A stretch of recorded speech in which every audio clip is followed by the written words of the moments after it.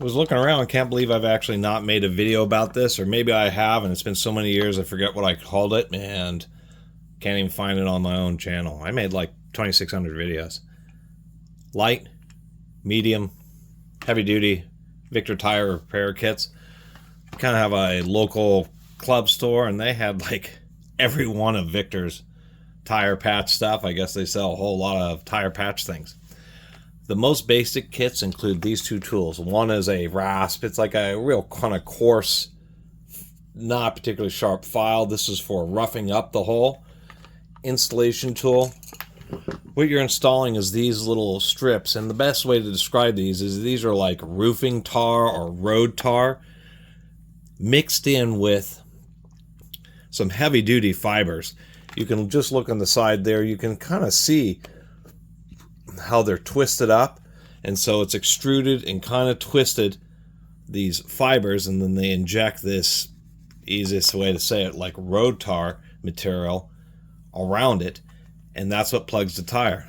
You take one of these strips, you peel them off, thread it through the eyelet after you've roughed up the hole a little bit, push it through, and this is kind of like a needle, but it has a gap there in the front. So the idea is that the closed end, you can push it into the tire, and then if you pull out rapidly, it will kind of pull back the top, jam it into the hole a little bit, jam additional material. So you've come through, piece of material is folded over, and then you're pulling the top loop back again, and that extra resistance usually makes it pop through that little eyelet there. And that's how you install these, and that's how they work. Because when you, anything that you can push through a hole, particularly in a tire, will just get extruded back out. Depends on the air pressure.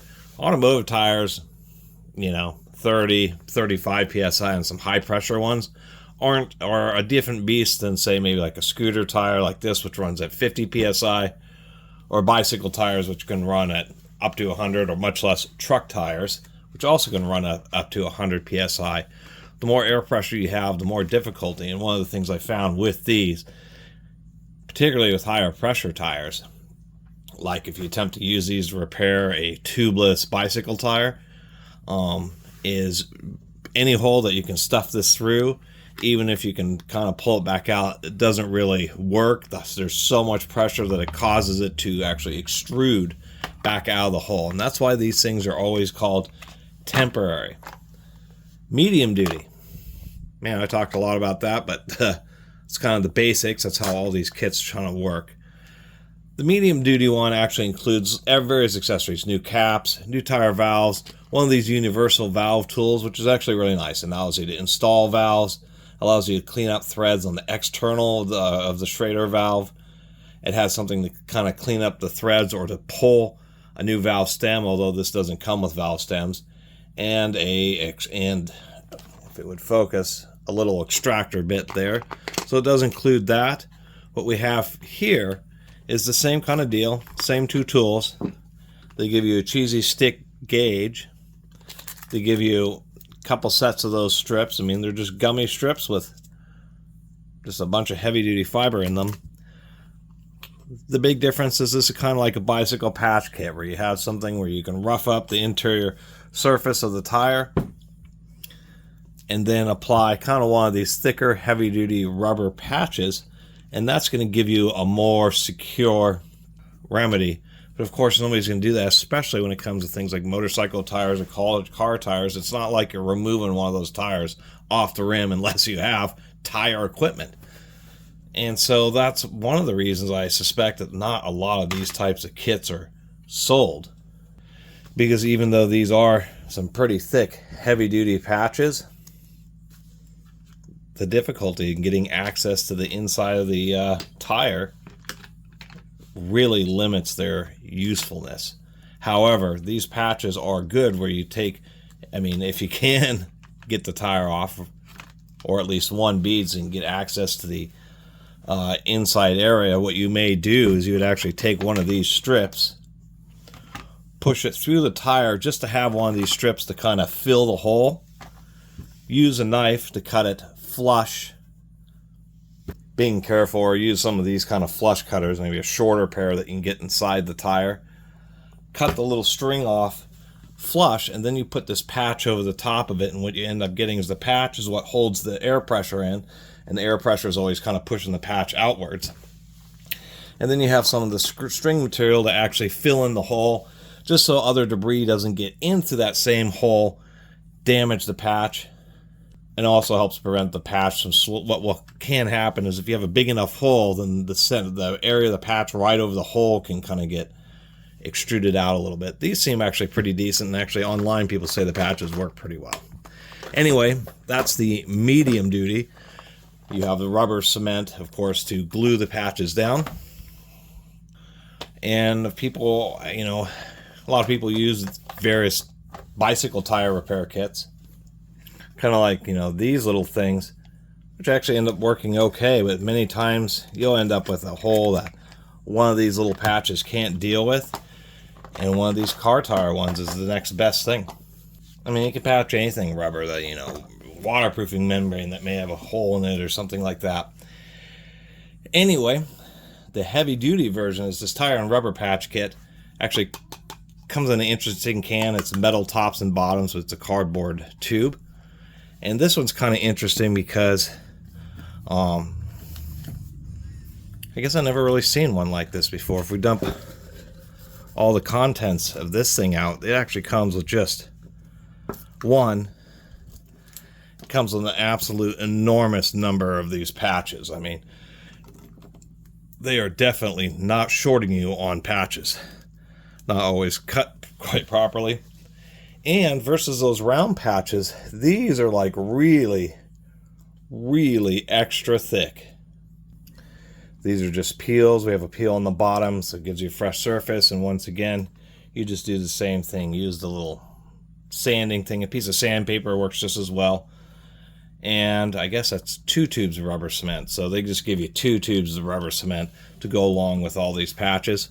But nonetheless, what they do is they give you these kind of small square ones. These are actually thick enough and heavy duty enough that they would not have any worries of like extruding through the hole issues. We have longer patches like this, and then what they do is they just give you they just give you a big old chunk of the material that you can cut out and make it kind of any size patch that you really want. So that's what was a little bit curious, and what I thought was kind of neat about this heavy duty set is it's actually indeed different. These patches are just a little bit thinner. I mean, these are thicker than bicycle patches, but they're still not as rigid as these. And we can see the texturing. Whatever this material is actually fiber reinforced. So it's really, really extra durable.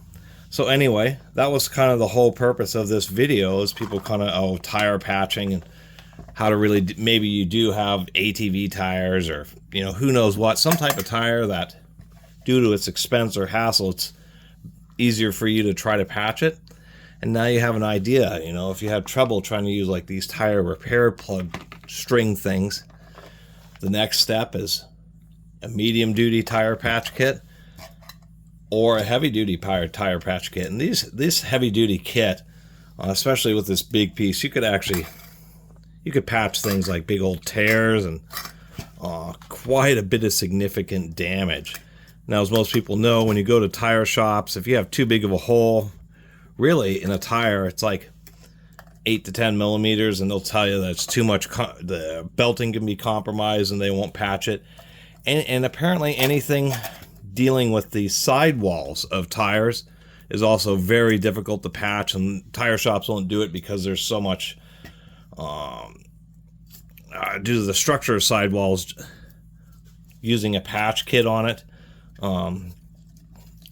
the tire could already be compromised, so they don't want to have any kind of liability like that. And so that's something you should also remember. If you do have a giant hole in the tire, it will tear up the belting, and even if you patch it, you can have like a big lump that comes out just because the belting's stretching there from the air pressure because it has a big hole in it. And of course, the sidewalls just don't have a lot of material relative to the tread. And you'll have the same kind of issue. The tire will expand, it'll be off and lopsided, it'll put a bunch of work and torquing on that area where it's compromised and can cause it to tear further. So I always want to put the safety note in there.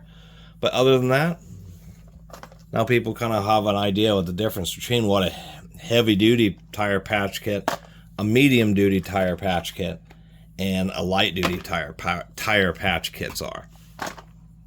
And the moral of the story is anything that you can push in through the hole, I mean, you're going to need like a lot of glue and luck. Sometimes you can get away with this stuff if you fold it over in half and then, or double it over to make it extra thick.